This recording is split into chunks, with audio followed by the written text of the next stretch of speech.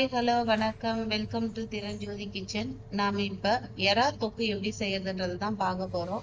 அதுக்கு ஒரு 3 table spoon அளவுக்கு கடலெண்ணெய் ஊத்திக்கிறேன். கடலெண்ணெய் நாங்க சமைக்கிறது, நீங்க வந்து சன்ஃப்ளவர் ஆயில், குக்கிங் ஆயில் எது இருந்தாலும் நீங்க போட்டுக்கலாம்.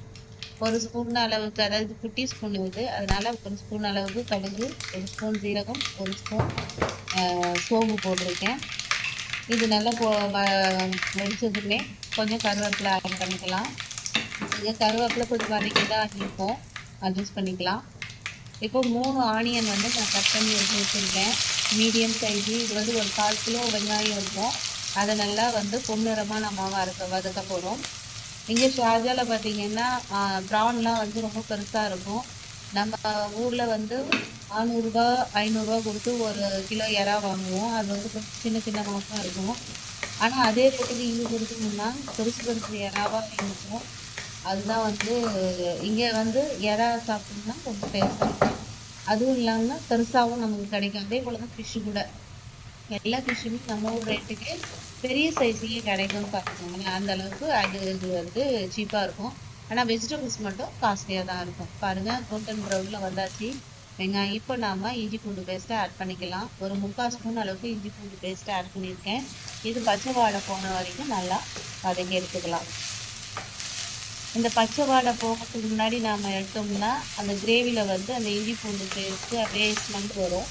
ஸோ அது வராமல் இருக்கணும்னா கொஞ்சம் எண்ணெய் பத்தலைன்னா ஒரு 1/2 ஸ்பூன் ஊற்றிட்டு கூட நீங்கள் இஞ்சி பூண்டு பேஸ்ட்டை வதக்கலாம். இப்போ நல்லா வதங்கியாச்சு. நம்ம கட் பண்ணி வச்சுருக்கிற தக்காளி ஆட் பண்ணிக்கலாம். நான் வெங்காயம் எவ்வளோ எடுத்துருக்கோன்னா அந்த அளவுக்கு தக்காளி எடுத்திருக்கேன். இது வந்து 1/4 கிலோ வெங்காயம் எடுத்திருக்கேன், 1/4 கிலோ தக்காளி எடுத்திருக்கேன். இது வந்து தக்காளி மேஷ் ஆகிறதுக்கு ஆல்ரெடி சொல்லியிருக்கோம் இல்லைங்களா, அது சால்ட் ஆட் பண்ணிக்கலாம். நான் தொக்குக்கு எவ்வளோ சால்ட் போடணுமோ அந்த அளவுக்கு சால்ட்டு இப்போ போட்டுட்டேன் நான். இந்த தக்காளி மேஷ் ஆகிறதுக்கு ஒரு கலரிட்டு நம்ம லிட்டு போட்டு மூடிடலாம். மூடிட்டு இடையில வந்து நீங்கள் எடுத்து அந்த தக்காளியை மேஷ் பண்ணிவிட்டு அகைன் போட்டு மூடி வச்சிட்டிங்கன்னா ஒரு 2 டைம்ஸ் நீங்கள் இந்த மாதிரி பண்ணிங்கன்னா இந்த அளவுக்கு நல்லா மேஷ் ஆகிடும். நான் இதுக்கு இடையில வந்து ஒரு முறை வந்து எடுத்து தக்காளியெல்லாம் வந்து மேஷ் பண்ணிவிட்டு அகைன் மூடி வச்சுருந்தேன். இப்போ இந்த ஸ்டேஜில் இருக்குது. இப்போ நம்ம மசாலா பொடியை ஆட் பண்ணிக்கலாம். இப்போ கொஞ்சமாக வந்து ஒரு 1/4 டீஸ்பூன் அளவுக்கு மஞ்சள் பொடி, 1 ஸ்பூன் அளவுக்கு மிளகாய் பொடி, இதில் வந்து தனியா எல்லாமே சேர்ந்தது தான். ஒரு சின்ன டீஸ்பூனில் காஷ்மீரி சில்லி எடுத்திருக்கேன். இது வந்து கலருக்கு ப்ளஸ் கொஞ்சம் காரம் டேஸ்ட்டும் நல்லா இருக்கும், அதனால ஆட் பண்ணிக்கலாம். இதெல்லாம் பச்சை வாடை போகிறதுக்கு நம்ம வதக்கி எடுத்துக்கலாம். பாருங்கள், இதை நல்லா வதக்கி எடுத்துக்கோங்க. இது வரைக்கும் இது இப்போல்லாம் வந்து லோ ஃப்ளேம்லேயே இருக்கட்டும். ரொம்ப ஹை ஃப்ளேம் வச்சிங்கன்னா நம்ம போட்ட மசாலாலாம் வந்து கருகிடும், கசப்பு மாதிரி வந்துடும். ஸோ அதனால் சிம்மில் வச்சுட்டு நீங்கள் கலரி விடுங்க. இதுலேயே வந்து அது நல்லா கலர் வேறு கரெக்டாக கொடுக்கும், அது ரெட்டிஷ் கலரை கொடுக்கும். இப்போ நம்ம ப்ரானை ஆட் பண்ணிக்கலாம். பாருங்கள், இவ்வளோ பெரிய பெரிய ப்ரானாக இருக்குது பாருங்கள். இது வந்து 350 ருபீஸ் தான், அதாவது 17 கிராம்ஸு. அது வந்து 350 to 400 ரேஞ்சில் இருக்குன்னு பார்த்துக்கோங்களேன். இவ்வளோ பெரிய இறா வந்து இங்கே தான் கிடைக்கும். ஸோ நம்ம ஊர்லலாம் வந்து இது 500 600 கொடுத்தோம்னா இவ்வளோ பெரிய ப்ரான் வந்து நமக்கு கிடைக்கும். இப்போ நல்லா வதக்கிட்டு, இப்போ பாருங்கள் நல்லா வதக்கணும். வதக்கிட்ட பிறகு ஒரு 2 மினிட்ஸில் அது தண்ணிலாம் விடும். இப்போ நம்ம ஒரு 3/4 டம்ளர் அளவுக்கு தண்ணியை சேர்த்துக்கலாம். ஏன்னா ப்ரான் வந்து சீக்கிரமாகவே குக் ஆகிடும், அதனால் கொஞ்சம் போல் தண்ணி போட்டிங்கனாலுமே ப்ரான் தண்ணியும் விடும் சிக்கன் மாதிரியே.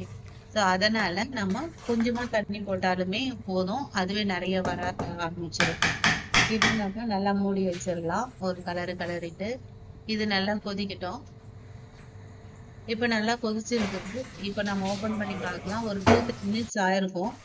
ப்ரான் வந்து ஒரு 5 மினிட்ஸ்லேயே குக் ஆகிடும். இந்த கிரேவி வந்து இன்னும் கொஞ்சம் ட்ரை ஆகிறதுக்காக தான் நம்ம இதில் வச்சுருக்கோம். பாருங்கள், எவ்வளோ பெருசாக இருக்குது பாருங்கள், எவ்வளோ சூப்பராகவும் இருக்குது.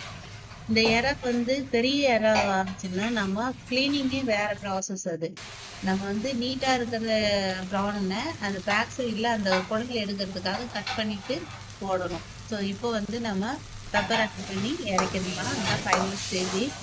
பெப்பர் வந்து ஒரு 3/4 ஸ்பூன் அளவுக்கு போட்டிருக்கேன். உங்களுக்கு காரம் எவ்வளோ தேவையோ அவ்வளோ போட்டுக்கலாம். பாருங்கள், ஒரு சூப்பரான ப்ரான் தொக்கு ரெடி ஆயிடுச்சு. உங்க வீட்ல செஞ்சு பாருங்க. உங்க குழந்தைங்களுக்கு கொடுங்க. இதுல முள்ளுலாம் இல்லாதனால பசங்க எல்லாமே விரும்பி சாப்பிடுவாங்க. பெரியவங்களும் நல்லா விரும்பி சாப்பிடுவாங்க.